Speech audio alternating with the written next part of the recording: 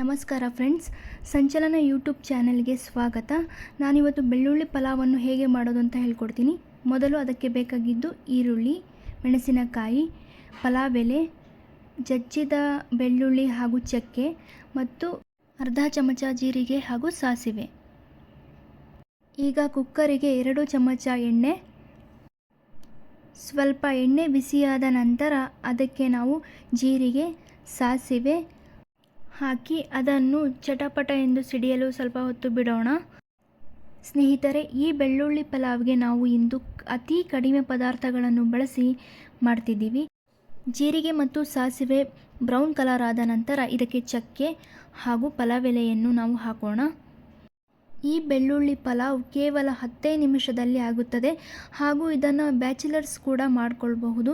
ಇದಕ್ಕೆ ಹೆಚ್ಚಿನ ಪದಾರ್ಥಗಳ ಅವಶ್ಯಕತೆ ಇಲ್ಲ. ಹಾಗಾಗಿ ನೀವು ಸಹ ನಿಮ್ಮ ಮನೆಯಲ್ಲಿ ಒಮ್ಮೆ ಪ್ರಯತ್ನ ಮಾಡಿ ನೋಡಿ. ಇದಕ್ಕೆ ಈಗ ಜಜ್ಜಿದ ಬೆಳ್ಳುಳ್ಳಿಯನ್ನು ಹಾಕೋಣ.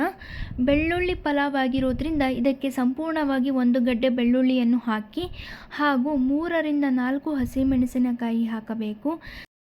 ಇದಕ್ಕೆ ಈಗ ಒಂದು ಚಿಕ್ಕ ಗಾತ್ರದ ಈರುಳ್ಳಿಯನ್ನು ಹಾಕಿಕೊಳ್ಳೋಣ.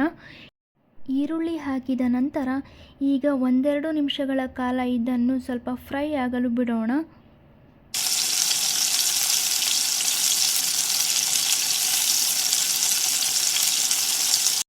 ರುಚಿಗೆ ತಕ್ಕಷ್ಟು ಉಪ್ಪು. ಅಕ್ಕಿಯನ್ನು 2 ಬಾರಿ ತೊಳೆದು ನಂತರ ಹಾಕಬೇಕು. 1 ಗ್ಲಾಸ್ ಅಕ್ಕಿಗೆ 2 ಗ್ಲಾಸ್ ನೀರನ್ನು ಹಾಕಬೇಕು.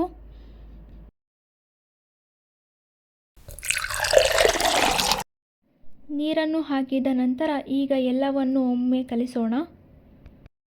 ಈಗ ಕುಕ್ಕರ್ ಲಿಡ್ಡನ್ನು ಮುಚ್ಚೋಣ. ಇದಕ್ಕೆ ಕೇವಲ 3 ವಿಷಲ್ ಕೂಗಿಸಿದರೆ ಸಾಕು, ಬೆಳ್ಳುಳ್ಳಿ ಪಲಾವ್ ರೆಡಿಯಾಗುತ್ತದೆ.